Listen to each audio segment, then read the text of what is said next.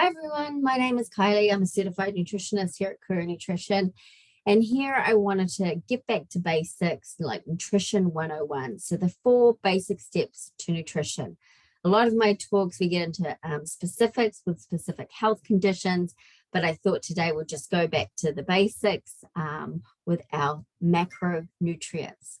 So what are macronutrients? So macronutrients are nutrients we need in large quantities. So these are your carbs, your proteins, your fats, your fiber, and your water.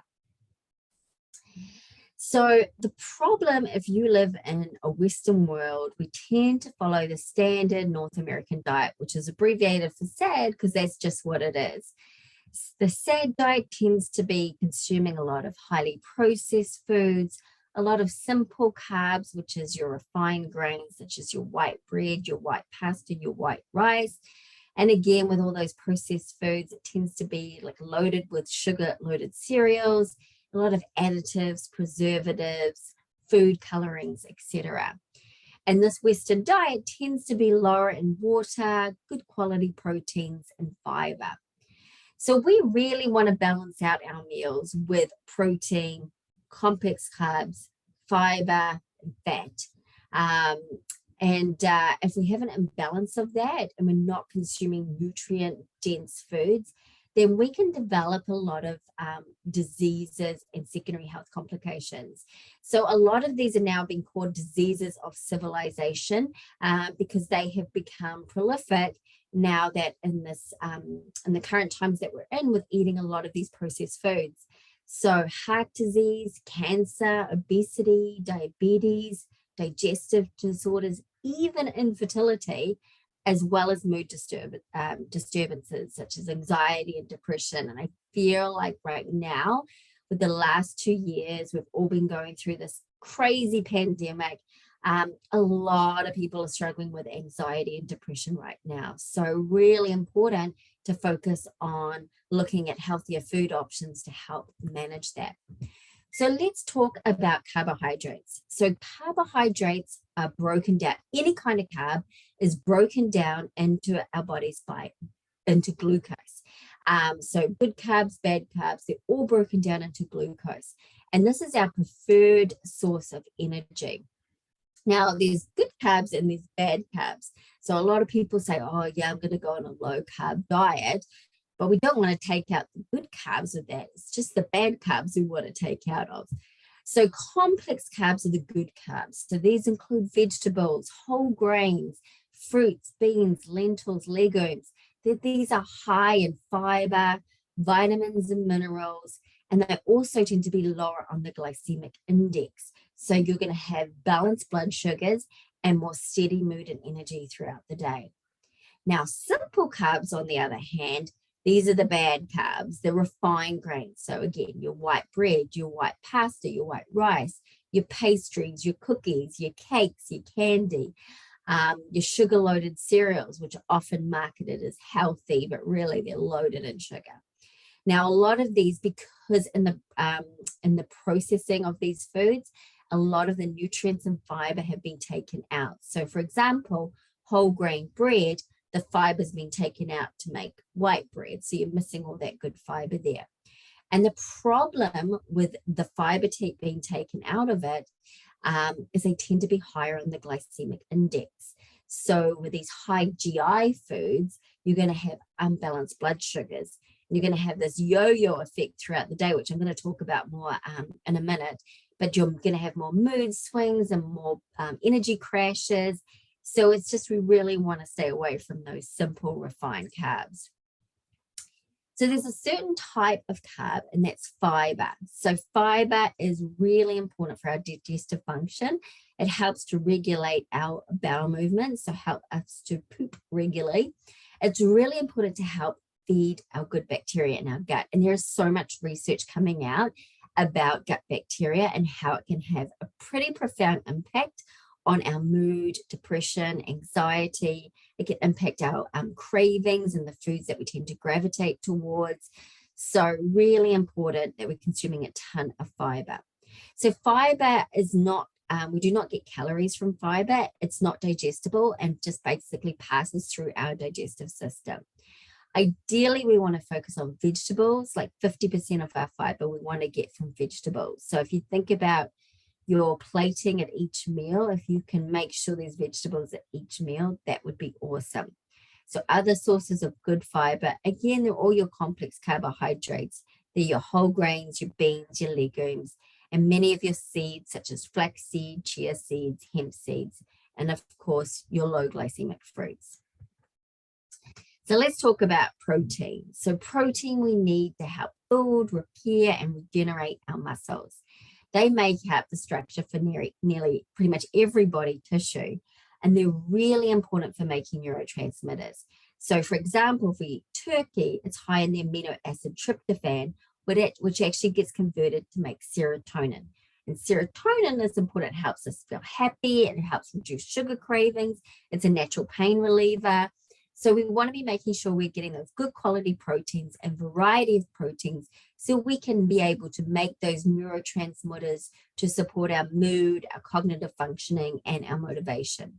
Protein's really important for our immune system too, which we know is really important right now in this day and age. So it helps to make antibodies as well. Now, proteins are digested mainly in the stomach and typically take between 2 to 4 hours to pass the small intestine. So you've got your animal-based proteins and your vegetarian-based proteins as well. So your animal, your grass-fed beef, poultry, seafood, and eggs, and plant-based sources. And we should be getting these too because A, they're more cost-effective, and they're just also they don't have a lot of that sort of saturated fat that you can find in the beef and things like that. So your nuts and seeds, your beans, your lentils, brown rice, quinoa is amazing, protein source, and amaranth. Okay, so fats get such a bad rap, and I think fats is one of my favorite macronutrients. And there's a really big misconception out there that fats make us fat. So I really cringe when I go to the store and I see a yogurt and it says low fat or no fat. But you should check the sugar content because fat, it actually makes the food taste good, and it's good fats. That's where our fat soluble vitamins hang out. But the thing is, it's like the reason why it still tastes good is because it's loaded with sugar. So don't get confused by that or misled.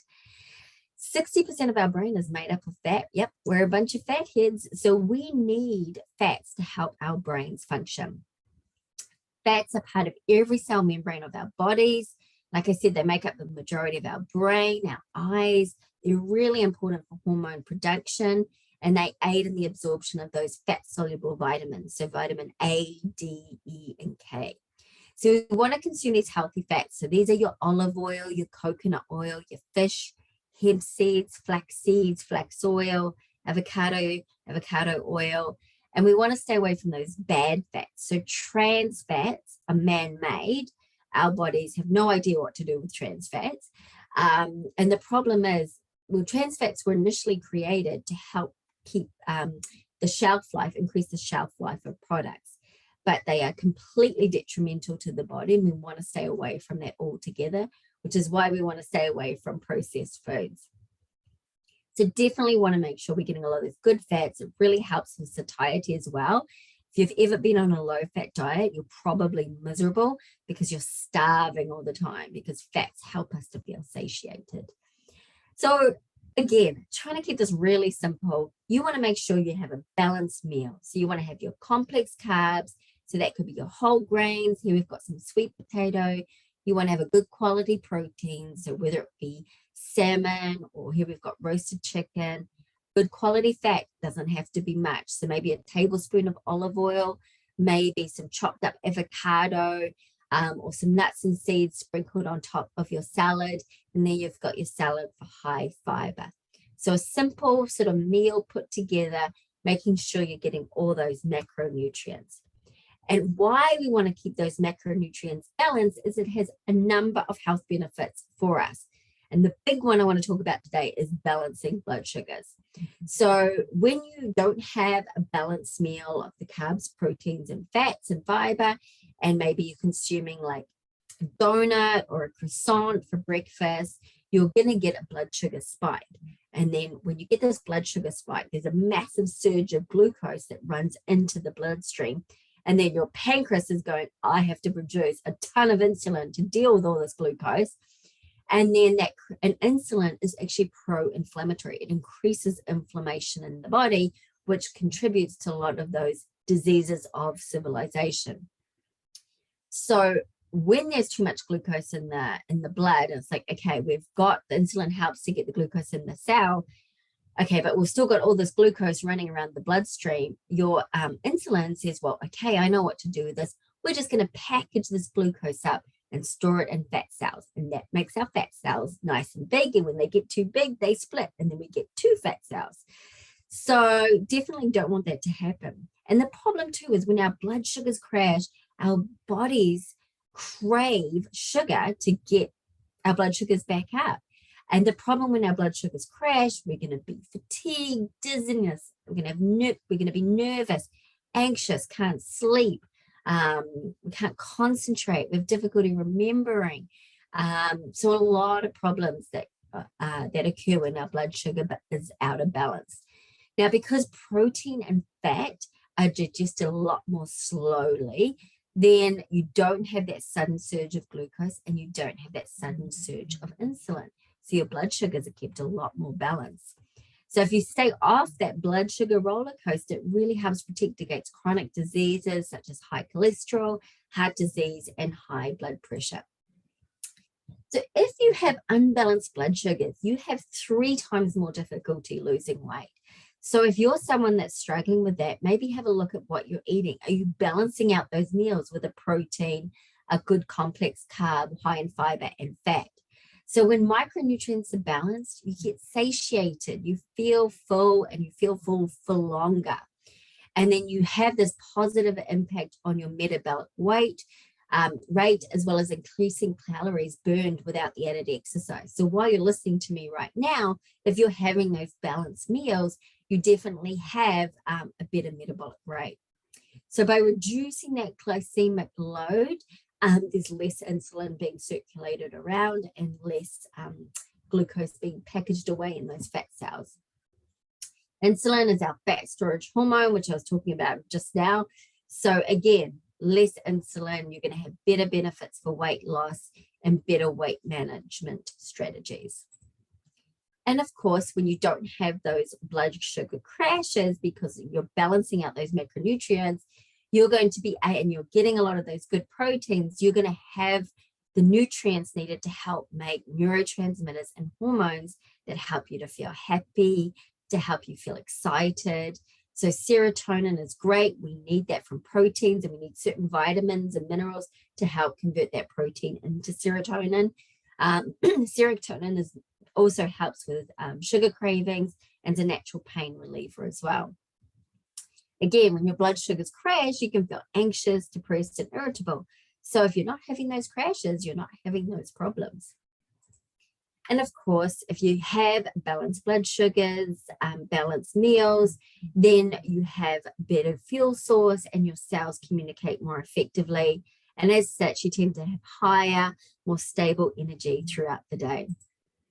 So just to summarize, just keeping it simple and short, just want to balance out those meals, a complex carb with fiber, some good quality protein sources, and a good quality fat. So again, it doesn't have to be much, but this is really where I want you to focus on building your meals.